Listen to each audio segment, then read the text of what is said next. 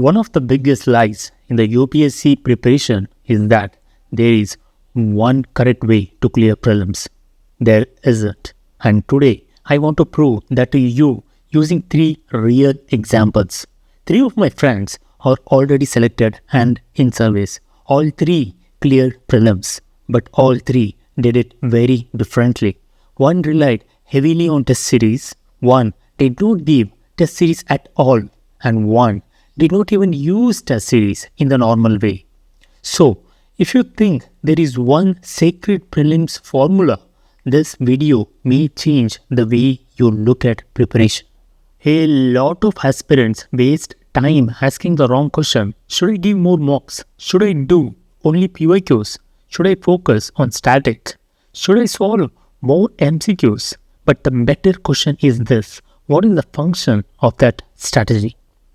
Because in prelims, the outer method can differ, but the inner logic usually remains the same: static, question exposure, elimination, and exam calmness under pressure.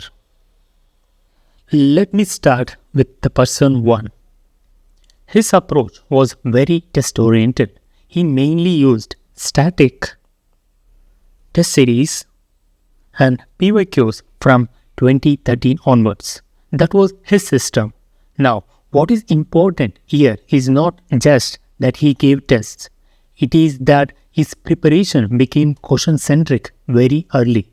He was not spending months living only inside books. He was constantly in touch with how UPSC type questions feel, and that changes a lot. Because for some people, tests are not just evaluation tools. Tests became the preparation itself. They build decision making, they build stamina, and they build familiarity with uncertainty. So the lesson from the person 1 is simple.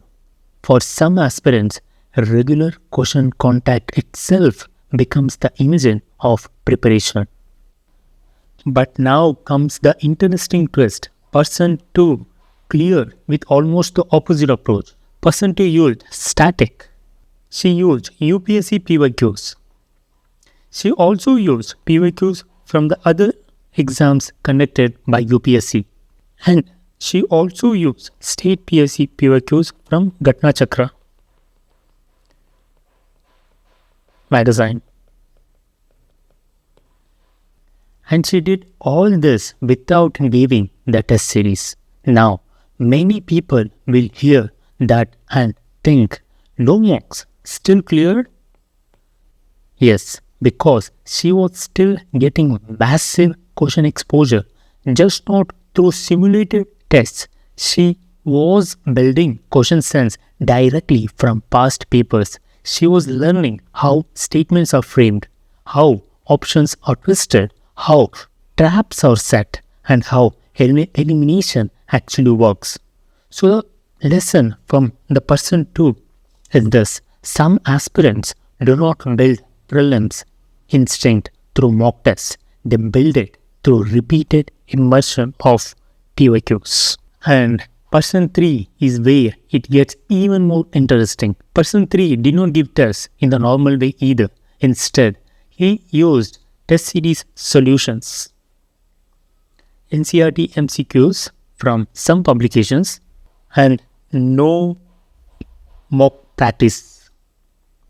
Now, this may sound small, but it is actually a very important insight. Sometimes the value of a test series is not in giving the test, it is in studying the solutions.